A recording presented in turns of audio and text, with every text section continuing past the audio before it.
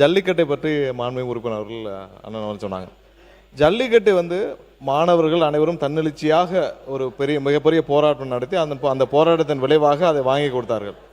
அதை ஒவ்வொரு காலகட்டத்திலும் யாராவது ஒருத்தர் வந்து ஜல்லிக்கட்டை நாங்கள் தான் பெற்றுக் கொடுத்தோம் என்று அப்படியே ஒரு முத்திரை பதிப்பதற்காக கடந்த ஆட்சியில் ஜல்லிக்கட்டுன்றது ஒரு தவறான புரிதலில் அவங்கெல்லாம் இருந்திருக்கிறார். அதாவது ஜல்லிக்கட்டு ஒவ்வொரு ஊரை இப்போ அலங்காநல்லூர், பாலமேடு, ஒவ்வொரு ஊரையும் தாங்கி நிற்கும் பொழுது அந்த ஊருக்குன்னு ஒரு பேர் இருக்குது. அந்த ஊரில் இருக்க மக்கள் அனைவரும் அது விழாக்கோலம் கொண்டு அந்த பாரம்பரியத்தோடு அந்த ஊரில் செலிப்ரேட் பண்ணுறது.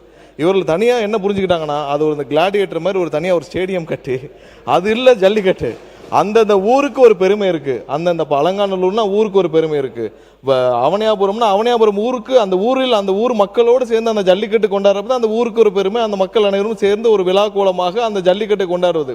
வெளியில் ஊருக்கு சம்பந்தமே ஒரு இடத்துல ஒரு ஸ்டேடியத்தை கட்டி என்ன கிளாடியேட்டரா கொண்டு போய் எல்லாரும் முட்டி பார்க்கறதுக்கு, அது அந்தந்த ஊருக்கு ஒரு பெருமை. அது அங்கே மக்கள் கொண்டாடுவது. இதெல்லாம் சேர்ந்து அந்தந்த ஊர் மக்கள் எல்லாம் சொல்லுவது, எங்கள் ஊரில் வந்து ஜல்லிக்கட்டு பண்ணாதான் எங்கள் ஊருக்கு பெருமை. நீங்கள் வெளியில் போய் சம்பந்தம் இல்லாமல் எல்லா ஊரையும் கொண்டு போய் அங்கே வச்சு பண்ணுறதுக்கு இது கிளாடியேட்டர் இல்லை. அந்தந்த ஊருக்கு ஒரு பெருமை. பாரம்பரியமாக எப்படி செஞ்சார்களோ அந்த வழக்கத்தில் செய்யுங்கன்னு தான் கேட்டுக்கிறாங்க. அதை தான் அவரும் வந்து சொல்லியிருப்பார்னு நினைக்கிறேன். அது எந்த அளவுக்கு இவங்க ஸ்டேடியம் கட்டினாங்களோ அது அந்த அளவுக்கான பயன்பாட்டில் மக்களும் உணரவில்லை. அது ஒரு பெரிய பெருமையாகவும் யாரும் கருதவில்லை.